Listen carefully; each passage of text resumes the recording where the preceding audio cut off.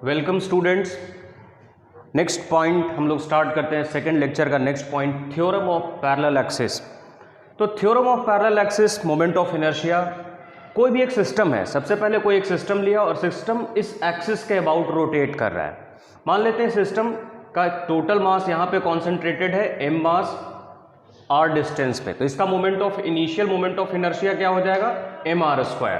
Okay, अब हमें find out करना है कि इसके पैरेलल, क्योंकि थ्योरम ऑफ पैरेलल एक्सिस, तो इस एक्सिस के पैरेलल एक लाइन हमने ड्रॉ कर दिया विच इज, मान लेते हैं कि सिचुएटेड एट डिस्टेंस a, जो इस एक्सिस से a डिस्टेंस पे सिचुएटेड है। a डिस्टेंस पे ध्यान रखिएगा, ये एक्सिस ओरिजिनल है, ये पैरेलल लाइन इसके अबाउट मोमेंट। अब ये बॉडी सिस्टम टर्न करेगा इसके अबाउट, है ना। होल समझो कि यहाँ से एक ऐसे एक पिन को यहाँ पे इनबिल्ट किया और उसके अबाउट ये रोटेट करेगा, अब इसके अबाउट। तब मोमेंट ऑफ इनर्शिया क्या हो जाएगा, तब moment of inertia, total moment of inertia is equal to ICM, मतलब original moment of inertia mr², है ना। ये mr² और plus ma², this is a, तो ma², ये मोमेंट ऑफ इनर्शिया का फॉर्मूला हो गया। I is equal to ICM plus ma², theorem parallel axis. अब इससे रिलेटेड एक एग्जांपल सॉल्व करते हैं। Find moment of inertia of a ring about tangent to the circle of ring. मान लेते हैं कि रिंग इस तरीके का दिया हुआ, ये रिंग है और इसका ये डायमीटर के अबाउट इनिशियली रोटेट कर रहा है। मोमेंट ऑफ इनर्शिया फाइंड करना है टेंजेंट के अबाउट। तो देखिए, टेंजेंट एक ड्रॉ किया यहाँ से, आप चाहें तो ये रिंग है और ये इनिशियली ऐसे है, आप ऐसे भी ड्रॉ कर सकते हैं।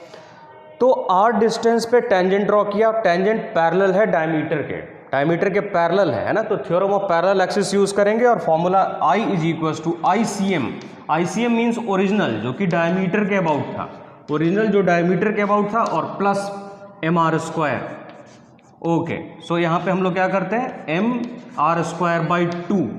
mr²/2 प्लस mr², तो ये क्या हो गया बेटा, 3/2 mr²। Moment of inertia ring का हो गया टेंजेंट का अबाउट।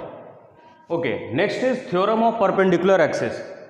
एक सिस्टम लेते हैं, सिस्टम में यहाँ x axis, y axis, this one is z axis.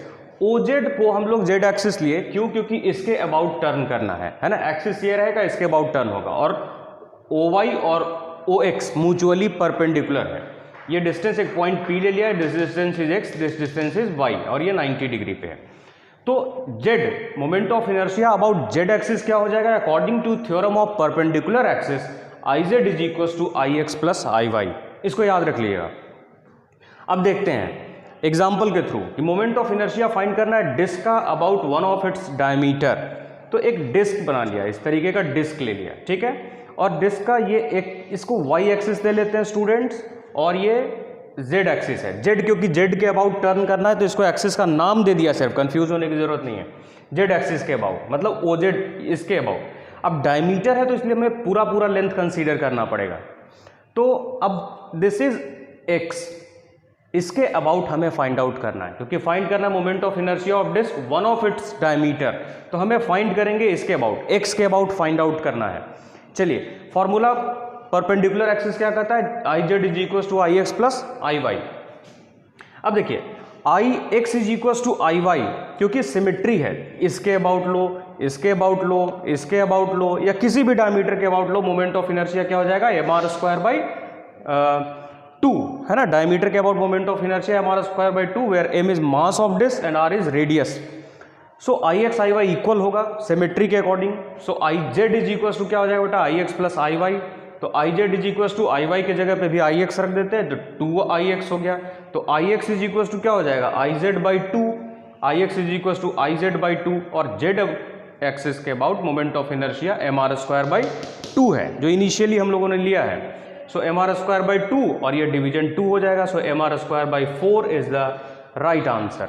आपको लर्न करना है ये दोनों formula, theorem of parallel axis, theorem of perpendicular axis, और उससे रिलेटेड 2-3 एग्जाम्पल आपको सॉल्व कर लेंगे तो आपका कॉन्सेप्ट क्लियर हो जाएगा। अब हम लोग थर्ड कॉन्सेप्ट देखते हैं इस लेक्चर 2 का, kinetic energy of rotation. Rotational motion में काइनेटिक एनर्जी हम लोग कैसे सिस्टम ऑफ पार्टिकल के लिए फाइंड आउट करेंगे। फिर से मान लेते हैं एक सिस्टम है, there are so many particles, mass m1, m2, m3, m4, m5 up to mn, and distance respectively axis is r1, r2, r3, r4 up to rn. मान लेते हैं initially let v1 is the linear velocity of mass m1. एक mass particle जो first mass particle है उसका velocity जब move करेंगे, rotate कराएंगे, तो लीनियर वेलोसिटी v1 है. v1 is the linear velocity and body is rotating about an axis with angular velocity omega. Body जो रोटेट करेगा उसका एंगुलर वेलोसिटी होगा वो ओमेगा है, इसको याद रखिएगा. एंगुलर वेलोसिटी हर ऑब्जेक्ट के लिए सेम होगा, हर पार्टिकल के लिए सेम होगा, लीनियर वेलोसिटी डिफरेंट हो जाएगा. So first formula v is equals to r omega, उसके अकॉर्डिंग क्या हो जाएगा, v1 is equals to r1 omega. चलिए काइनेटिक एनर्जी का फॉर्मूला हमारे पास है half m v square. So half m और v स्क्वायर के जगह पे पुट कर दिए, v1 स्क्वायर के जगह पे r1 ओमेगा होल स्क्वायर, तो ये आ गया half m1 r1 omega square. First particle का काइनेटिक एनर्जी हम लोगों ने फाइंड आउट कर लिया. And because we are studying about system of particles, so for system of particles total kinetic energy, क्योंकि बहुत सारे पार्टिकल्स हैं, so half m1 r1 omega square plus half m2 r2 omega square plus half m3 r3 omega square and so on, ये बढ़ता चला जाएगा. Half omega square common लेते हैं, याद रखिएगा ओमेगा एंगुलर वेलोसिटी सबका सेम होगा, लीनियर वेलोसिटी डिफरेंट होगा, इस केस में यही आपको याद रखना है. So half omega square common ले लिया, बचा क्या, m1 r1 square, m2 r2 square, m3 r3 square, m4 r4 square, ये up to mn. mr square क्या होता है, मोमेंट ऑफ इनर्शिया, है ना. सो ये kinetic energy is equals to half omega square और इनटू ये this one is I, moment of inertia. So half I omega square is the formula of kinetic energy for system of particle. Kinetic energy is equals to half I omega square, kinetic energy is equals to half I omega square. Learn क्या रखना है, omega angular velocity same रहेगा, linear velocity हर particle के लिए change होगा. Students, next concept is relation between torque end moment of inertia. Torque को tau से रिप्रेजेंट करते हैं, मोमेंट ऑफ इनर्शिया को आई से रिप्रेजेंट करते हैं. सिस्टम ऑफ पार्टिकल के लिए हम लोग स्टडी कर रहे हैं. फिर से मास particle m1, m2, m3, m4, distance r1, r2, r3, r4. यहाँ पे कॉन्सेप्ट है कि body is rotating about constant angular acceleration alpha. Body constant angular acceleration alpha से रोटेट कर रहा है, तो अल्फा सेम होगा हर पार्टिकल के लिए, ये ध्यान रखना है. ए मीन्स लीनियर एक्सेलरेशन डिफरेंट होगा हर पार्टिकल के लिए, ठीक है. तो ये पॉइंट आपको याद करना, this is important point. For particle of mass m1, एक मास पार्टिकल m1 को हम लोग कंसीडर करते हैं. So a1 is equals to r1 alpha, क्योंकि फॉर्मूला हमें पता है a is equals to r alpha. So force is equals to mass into acceleration, so mass into r1 alpha. So tau is equals to force into perpendicular distance. So m1 r1 square alpha, ये r1 square है बेटा, m1 r1 square alpha, क्योंकि force into perpendicular distance. अब हम लोग system of particle के लिए देखेंगे, मतलब बहुत सारे पार्टिकल्स के लिए. Tau is equals to total torque is equals to m1 r1 square alpha plus m2 r2 square alpha, ये m2 है, m2 r2 square alpha plus m3 r3 square alpha up to so on. Alpha यहाँ पे क्या हो गया, constant को बाहर कर लिए. So m1 r1 square plus m2 r2 square up to, so tau is equals to ये मोमेंट ऑफ इनर्शिया का formula I, this is moment of inertia and this is alpha. So tau is equals to I alpha, tau is equals to I alpha. Torque is equals to moment of inertia into angular acceleration. This formula you have to learn. Okay student, next concept is relation between angular momentum and torque. Angular momentum means J और torque means tau. इसके बीच में relation हम लोग mathematical relation find out करेंगे. हमारे पास एक equation है, एक फॉर्मूला है, tau is equals to I alpha, जो हम लोगों ने फाइंड आउट किया था. Tau is equals to I alpha. So tau is equals to I को रहने देते हैं और alpha is equals to angular acceleration is equals to change in angular velocity per unit time. So D omega by D T, this is equation number 1. Again we have J is equals to I omega, जो भी हम लोगों ने find out किया. J is equals to I omega, इसको differentiate करते हैं with respect to time.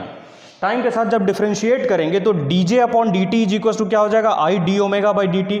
इसको इक्वेशन नंबर 2 रहने दीजिए. इधर भी देखिए I d omega by dt, इधर भी देखिए I d omega by dt. Equation number 1 और 2 को कंपेयर करते हैं तो ये इसके इक्वल, ये इसके इक्वल, तो हम लोग क्या लिख सकते हैं, dj upon dt is equal to tau. dj upon dt is equal to tau, क्योंकि ये भी equal to I d omega by dt और ये भी equal to I d omega by dt.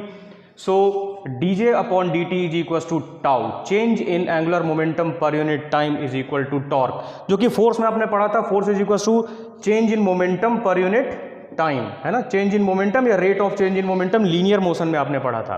तो रोटेशनल में ये हो गया dj upon dt is equal to tau. And last concept of this lecture is conservation of angular momentum. क्या है कंजर्वेशन ऑफ एंगुलर मोमेंटम? कि if no external torque is acting upon a body rotating about an axis then its angular momentum remains constant. अगर torque का value, external torque का value 0 है, कोई torque नहीं लगाएंगे, तो एंगुलर मोमेंटम क्या रहेगा? कांस्टेंट रहेगा। तो angular momentum J is equal to I omega, इसका वैल्यू क्या रहेगा? कांस्टेंट। ठीक है, प्रूफ देख लेते हैं। D J upon D T is equal to tau हम लोग के पास है, so D J upon D T is equal to tau 0 कर देते हैं, क्योंकि एक्सटर्नल टॉर्क का वैल्यू क्या है? 0 हम लोगों ने ले लिया है ना। So D J is equal to cross multiplication करने पे क्या होगा? 0। D J means change in momentum is equal to 0, change in angular momentum is equal to 0। तो जब एंगुलर मोमेंटम में कोई चेंज नहीं होगा, इसका मतलब क्या होगा? जे का वैल्यू कांस्टेंट। ठीक है, एंगुलर मोमेंटम कांस्टेंट होगा। This is conservation of